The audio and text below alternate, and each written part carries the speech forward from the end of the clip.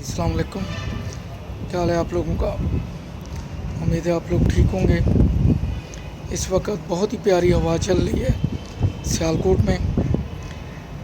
बादलों का तो इम्कान नहीं है, आसमान पे हल्के हल्के बादल तो नज़र आ रहे हैं, लेकिन लगता है कि कहीं ना कहीं बारिश हुई है, जिसकी वजह से ठंडी हवा चल रही है।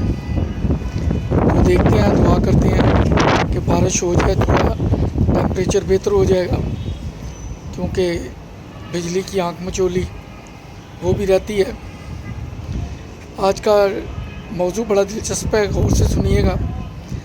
और सबसे पहले एक गुजारिश है कि वीडियो पूरी देखा करें, कमेंट्स, लाइक, शेयर भी किया करें, और अगर सब्सक्राइब नहीं किया तो प्लीज़ वो भी कर दिया करें, मेहरबानी, शुक्रिया। मौजू बड़ा टची सा है और अडल्ट्स के नहीं, इन्फेंट्स से थोड़ा सा ऊपर जो बच्चे स्कूल गोइंग हैं उनके मतलब है। हम जब पढ़ते थे तो हमारी जो इंग्लिश है वो छठी क्लास से शुरू होती थी। तख्ती होती थी, स्लेट होती थी, बस्ता, कलम, दुआत, और उर्दू का कायदा होता था। वालदा साहबा पूरने कहते थे उसको, वो पहले कच्चा लिख देते थे तख्ती पे या फिर स्लेट पे। तो तख्ती पे जो लिखा होता था वो कलम स्याही से हम उसके ऊपर वैसे ही लिखते थे ताकि खुशखती हो जाए, और स्लेट के ऊपर हम स्लेटी के साथ लिखते थे। उसमें ये एडवांटेज होता था कि जितनी बार मर्ज़ी लिखो, जितनी बार मर्ज़ी मिटा लो। तो चूँकि उर्दू में लिखते थे, अल्लफ़ बे पे ते और हरूफ तजी यही थे, और सारा जो सबक होता था वो उर्दू इंग्लिश का अमल दखल नहीं था 5वीं तक।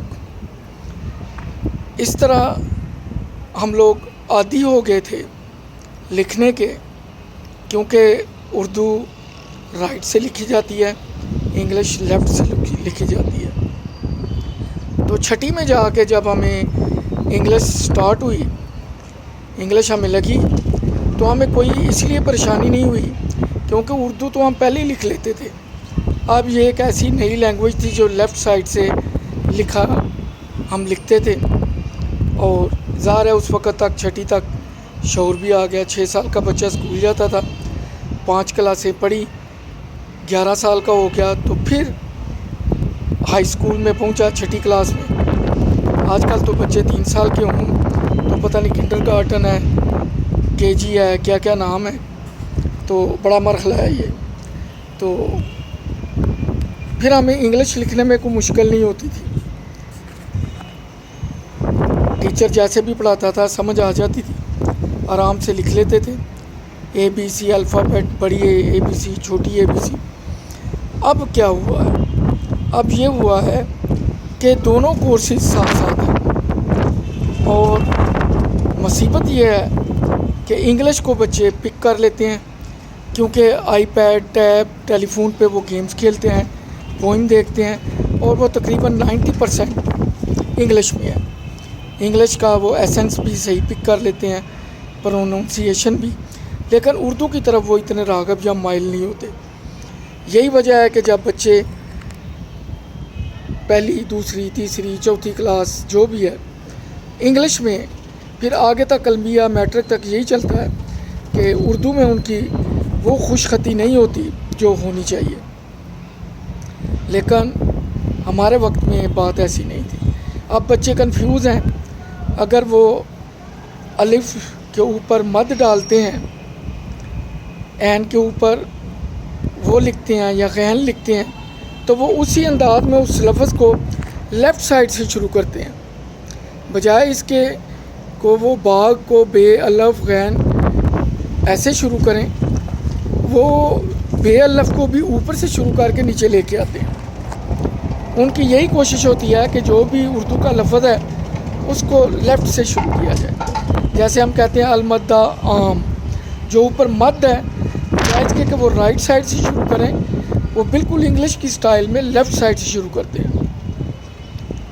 तो क्योंकि उनकी आदत बन चुकी होती है इंग्लिश लिखने की, زیادہ کورسز انگلش میں ہیں، پھر وہ ٹیب پہ موبائل پہ بھی انگلش دیکھتے لکھتے ہیں، تو یہ بہت بڑا المیہ ہے۔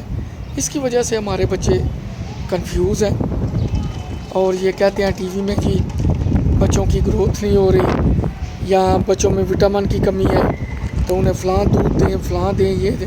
ایکچولی کوئی ایسا مسئلہ نہیں ہے، ہم نے خود اپنے بچوں کو کنفیوز کر دیا ہے، کیونکہ انہیں سمجھ نہیں آ رہی ہوتی کہ ایک ہی اسکول میں دو مختلف کی لینگویج جو ہیں، ایک رائٹ سائڈ سے لکھی جا رہی ہوتی ہے، ایک لیفٹ سائڈ سے لکھی جا رہی ہوتی ہے، وہ دونوں میں کنفیوز رہتے ہیں۔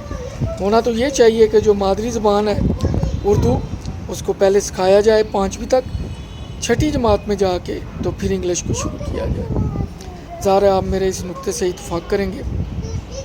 اگر آپ کے پاس کوئی بہتر رائے ہے تو ضرور کمنٹ میں لکھیے، مجھے دعاؤں میں یاد رکھیے۔